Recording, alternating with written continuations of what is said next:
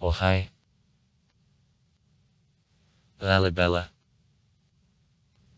The city in the north of Ethiopia, known for the Christian churches cut in a stone. In Lalibela the most part of a medieval and post-medieval civilization of Ethiopia remained. One of the holy sites of the country, conceding on value only to Aksum, the center of a pilgrimage of the population of the country. Unlike Aksum, almost all inhabitants of Lalibela are Christians of the Ethiopian Orthodox Tewahedo Church.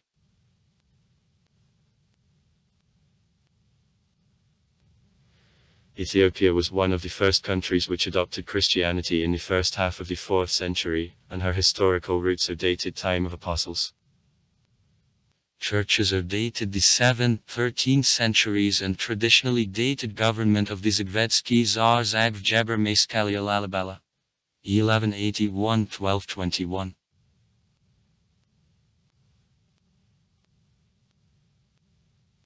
The arrangement and names of the main buildings in Lalibela are widely recognized, especially local clergy, as symbolical representation of Jerusalem. It led to the fact that some experts dated present church forms the years which passed after capture of Jerusalem in 1187 by the Muslim leader Saladin.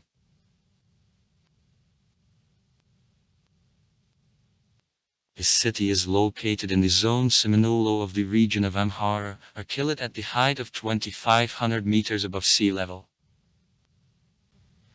The city is the center of the province. Losta, and even earlier, was a part of the province of Bugna. Stone churches were announced by the World Heritage Site in 1978. History. In government of the Saint, the present city of Lalibela was known to Jebre Meskel Lalibli,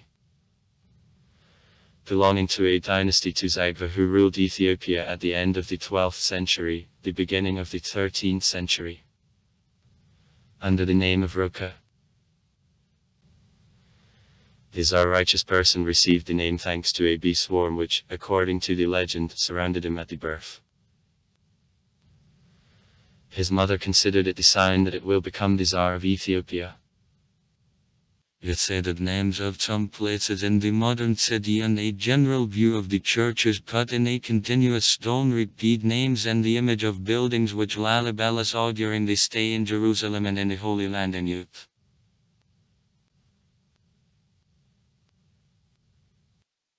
As speak Lalibela, having seen Jerusalem, I tried to construct New Jerusalem as the capital in response to capture of Old Jerusalem by Muslims in 1187. For this reason many objects in the city bear Bible names. Even the river flowing in the city is called Jordan. The city remained the capital of Ethiopia since the end of the 12th century and in the 13th century. The first of Europeans these churches were seen by the Portuguese traveller of Peru da Covidlagan. 1460-1526. Among the first Europeans who visited Lalibela there was the Portuguese priest to Francisque. 1465-1540. Who accompanied the ambassador of Portugal during visit of Libndingle by the last in the 1520th years. His description of these constructions comes to an end with words. Bored me to write about these buildings, as it seems to me that I won't be believed if I write more. I swear God in the power of whom I stay that everything written by me, the real truth.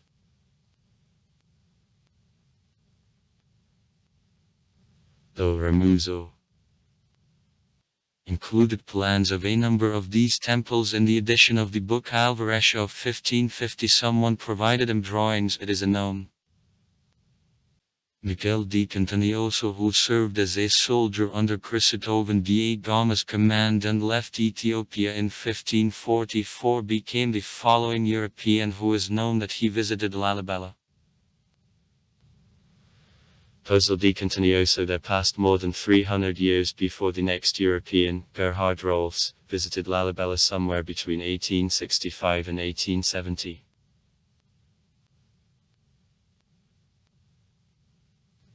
It agrees, future Al-Habasha. Conquest of Abyssinia.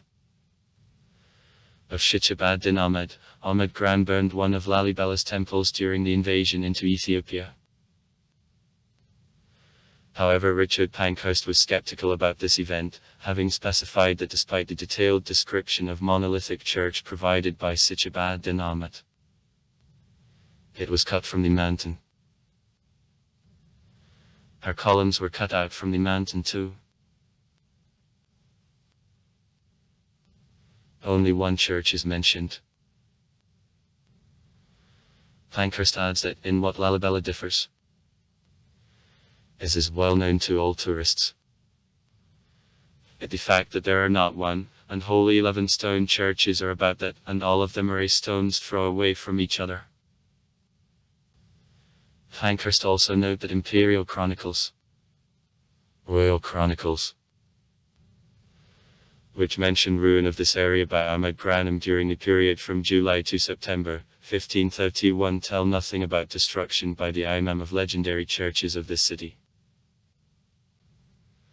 He finishes the argument a statement that if Ahmed Gran burned any church in Lalibela, then, most likely, it would be the church to the Beit the Medical Colonelem.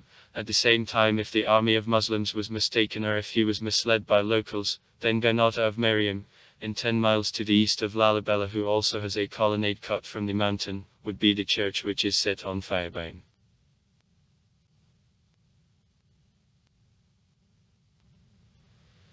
This town in the province is world-renowned in monolithic churches which play an important role in the history of rocky architecture. Though churches are definitely not dated, it is considered that most of them were built in the period of Lalibela's government, namely, within the 12th–13th centuries. In total there are 11 churches united in 4 groups. Northern Group. Beth Medcanelam, the location of a cross of Lalibela, is considered the largest monolithic church in the world, probably copies St. Mary's Church Zion in Axum. It is connected to churches to the Beit Miriam, probably the oldest of these churches, the Beit Golgotha. It is known for the works of art. According to some data, in it there is a tomb of the Tsar Lalibela, Selassie's chapel and Adam's grave. Western Group. Beth Georges, who is considered as the most graceful, also is the most best the remained church. East Group. Beth Emmanuel, probably the former imperial chapel. Beth Mercurios, which can be the former prison. Beth Abelibanos and Beth Gabriel Rufal, probably the former imperial palace, connected to Bethlehem. There are a monastery Ashen Mariam and Yimrikane Christos Church further away, possibly the 11th century, constructed in the Axum style, but in a cave. On time of construction of some churches there are different opinions. David Buxton established the conventional chronology, having noted that 2 of them follow, with a big accuracy in details, the tradition presented to Debridama with changes in Yerikan Christos.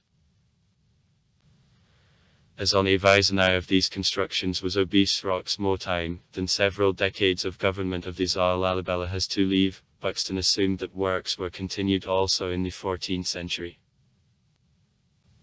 However, David Phillipson, the teacher of the African archaeology at the Cambridge University, suggested that churches of Mercurios, Gabriel Rufal and Danagal were originally cut in the rock for 500 years as strengthenings of other palace constructions in days of a decline of the Axum kingdom earlier, and that the name of Lalibela became simple to contact them after his death. On the other hand, the local historian Getashu Mekinen attributes to the Queen Maskell Kibra Lalibela spouse, a construction of one of the churches Abuli Bonos cut in the rock as a memorial to her spouse after his death.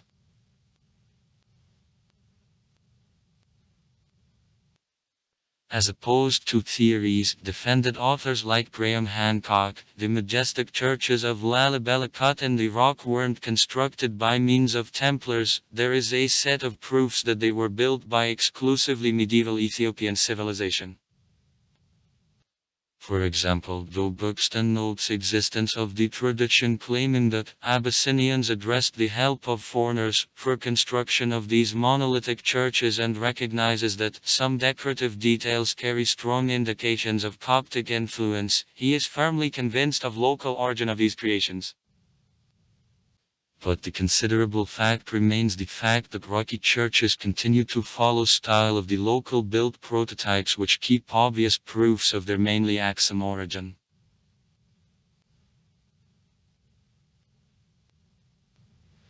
Churches also represent considerable achievement of an engineering thought, considering that all of them are connected with the water, which fills wells in the neighborhood with many churches, using an artesian geological system which pumps water on ridgetop where the city is located. National architecture. In the report of the 1978 years on historical dwellings of Lalibela, Sandro Angolini gave an assessment of national clay architecture, including characteristics of traditional terrestrial houses and the analysis of their condition of safety. In his report, 2 types of the local dwellings found in this area are described. One type is a group which he calls tukula, round huts built of a stone and which are usually consisting of 2 floors. The second, 1-story buildings of chiko which are round and are built of the earth and a wattle fence. Angolini's report also included stock of traditional buildings of Lalibela, placing them in the categories estimating their condition of safety.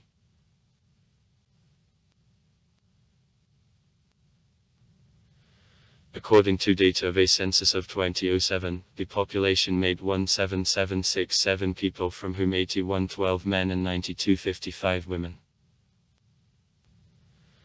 According to the Central Statistical Agency, in 2005 the population of the city totaled about 14668 people, from them 7049 men and 7619 women. According to a national census of 1994, the population of the city made 8484 persons, from whom 3709 men and 4775 women. In Lalibela there are also the airport, Ikakode Yata Ili, a large market, 2 schools and hospital. Lalibela in literary works and arts. Lalibela is mentioned as the city of priests and the churches cut in a stone in the science fiction novel My Soul to Keep, Tananarive. The book Heavy Cross of Lalibela by Alexander Vlasov is published in Chelyabinsk under Nikolay Denisenko's edition. Also far. Write comments. Read comments. Interesting people will tell interesting stories. All of good mood and good luck.